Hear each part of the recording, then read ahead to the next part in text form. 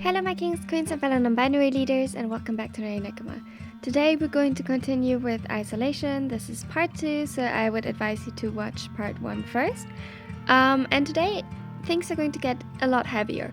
There will be content warnings in a moment on the screen. Please take them seriously, and if you can't watch this, that is perfectly fine. Be sure to be responsible with your own triggers. And now, let's get started with the video.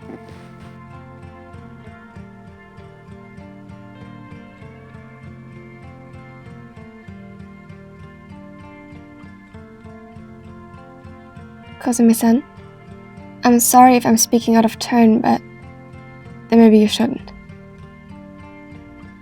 Kenma gritted his teeth together, adjusting his position uncomfortably on the chair, while crossing his arms before his chest. His nails stuck into his hoodie, and his hair obstructed more of his vision than usual.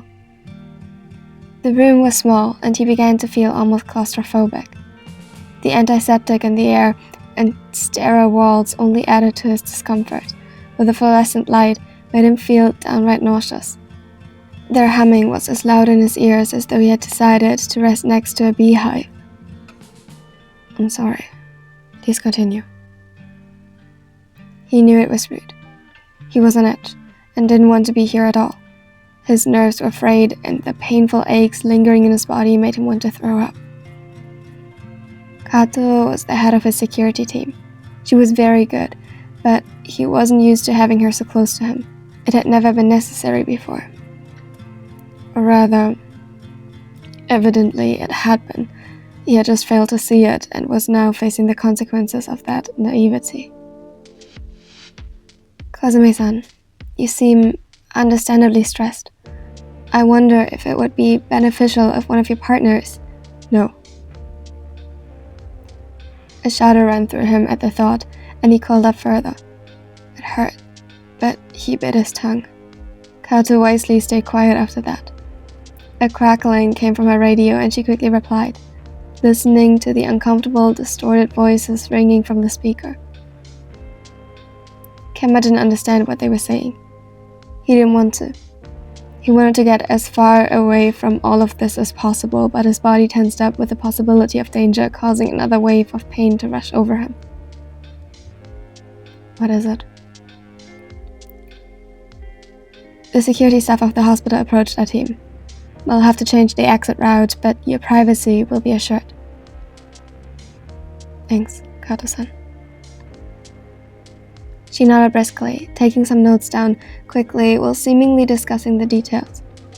Kenma felt stupid, sneaking into the hospital like some wannabe celebrity, but this certainly was something he didn't want the tabloids to go crazy over. Not even his boyfriends knew he was here. He stared at the opposite wall, trying to think about nothing, but it was futile. Eventually, the nausea got too much, and he rushed to the nearest bathroom, throwing up the protein bar Kato made him eat on the way here. When he returned, something in his face must have said everything because she didn't ask. He sat back down and flinched. A small noise of pain escaped him before he could press his lips together tightly enough to stifle any more. Suddenly, his phone rang, and he would have given everything not to have to answer it. Kato did it for him, citing security reasons, but after a few words exchanged, she handed it over and he accepted the device begrudgingly. He knew she wouldn't even have answered if it had been a personal call. Hello? Kozumi-san? It's Sasaki from your legal team. Yes, he remembered Sasaki-san. Immediately he straightened a bit, though he only wanted to curl him further. Sasaki-san, right? Any news? Yes. The good news is that the evidence provided is enough to hold the perpetrator until trial. He has also fully been identified, and thanks to Kato's quick reaction, we have enough evidence to build a strong case. He nodded to himself, involuntarily thinking back to that day. He had hated her in that moment for dragging him into a police clinic to document any potential evidence and make him give his statement, while making her own as soon as they were joined by Sasaki-san. He hated her. It made his disdain known while pushing through the dissociation, nausea, and impending shutdown. He had hated her when the next day at the hotel room she made him eat a few bites when he didn't want to, when she forced him to drink under the threat of getting him admitted to the hospital and attached to an IV if he didn't. He had hated her. But now, whenever the hollow sensation spreading from his chest would allow for it, he only felt grateful. He had already secretly doubled her pay and would need to find a way to communicate his gratitude in the future more explicitly. We also logged some of your previous medical records as evidence, citing the documented touch aversion and avoidance patterns. Overall, well, I'm sure you know how awful some of these cases are handled. We are building an irrefutable case against him. I can't promise success or a fair sentence, but we'll at least make sure he won't walk out of the court an unmarked man.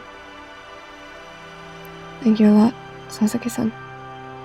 Please let me know if you need anything more. He agreed quickly, and they exchanged goodbyes before Kenma let himself sink back, exhausted. He couldn't put into words how glad he was that his legal team took over for him.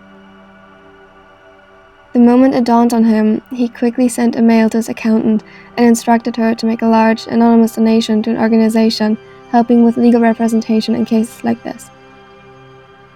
He couldn't imagine going through this without his team. Maybe he would have dropped the case, not to deal with it further, and being questioned humiliatingly over and over again, if it hadn't been for one small detail. The memories that had been permanently burned into his mind replayed every time he closed his eyes. Every word spoken by the bastard echoed like in an empty tunnel. I get it. That very blue-eyed one is a sight to behold. I love to get my hands on him, watch how he squirm, if he squeezes throat a bit. Yeah, that too, not so much, but that red-haired friend of yours. Admit it, you're fucking, aren't you? Already proving yourself to be a greedy slut. He's so tiny. Can you imagine those eyes just looking up at you? You think he'd cry? I love when they cry. Just like you.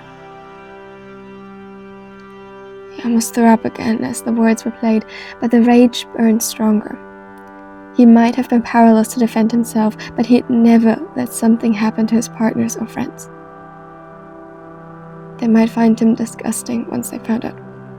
He sure felt like it. They may never touch him again, and he wasn't even sure he wanted them to, but he'd make sure none of them would ever have to understand how that felt. Kosume-san? He got up slowly, trying to hide the flinch at the movement, and followed the doctor's call. Kato stayed close behind him. Should I wait outside? No. It may be stupid to be scared of the very doctor meant to treat him, touch him, potentially to check on his injuries, but Kenma didn't want to be alone in a room with a man he didn't know. That ended poorly the last time.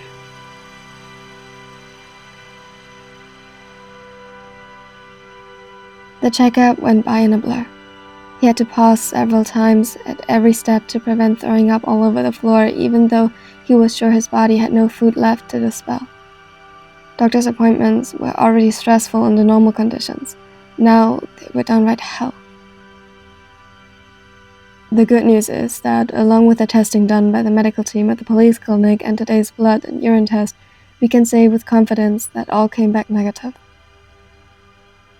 There seems to be no concrete risk of any related infections.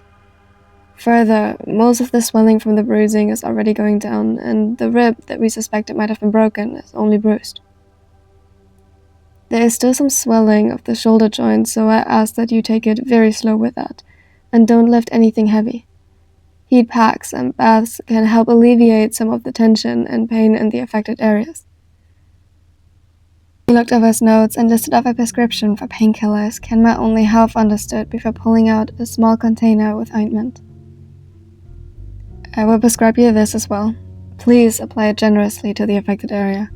It might feel a bit odd at first, but it will help alleviate pain and speed up the healing process.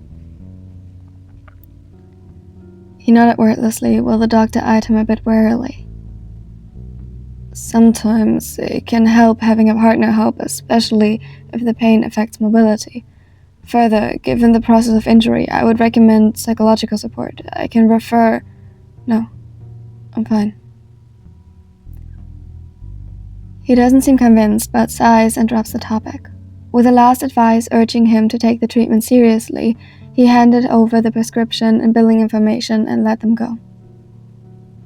Kato-san took the papers from him and handed the bill over to another member of her team to be dealt with while guiding Kenma safely outside a back exit. They stopped the car at a pharmacy and she went in while leaving him with another staff member of their security personnel. He felt so stupid having an entire team swarming him, but if he was honest with himself, wouldn't have made it here otherwise. She handed him the medication and Kenma noticed that she added heating pads, cooling compresses, tea, and gentle bath additives made for medical purposes. He blinked and felt a tightening in the back of his throat. Quickly he turned away and mumbled a thank you into his hand before she could see his tears. At home, he rushed inside, ignoring the pain and trying to escape upstairs before Akashi could notice, but of course, he wasn't that lucky. His plea almost broke Kenma, but he really couldn't turn around now, lest he wanted the others to see his tears and freak out. He gave a small shake of his head as Akashi asked if he can help, and after a long, agonizing moment rushed up the rest of the way and locked himself in his room again. It was dark. The curtains were drawn and only a small nightlight-like lamp illuminated his office. His breaths had shortened and he stripped himself rapidly of most of his clothing, ignoring the pain that surged through him at every movement. He kicked them angrily into a corner before finding a pair of loose sweatpants and one of Bokuto's t-shirts. His skin itched. He didn't want anything to touch him. He wanted to throw up, but his stomach was empty. Pathetically, he curled himself onto his bed and sobbed as quietly as he could into the pillow. It hurt. Everything hurt. Weakly, he reached for the bag and got out the pain meds, forcing 2 down without water. This is a fucking nightmare.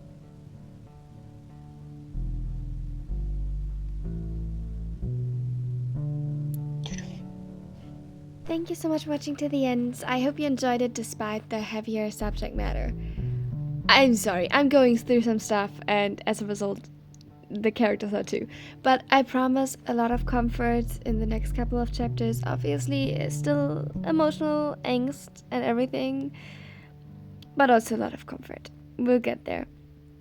I hope you enjoyed it regardless, and please let me know in the comments what you thought.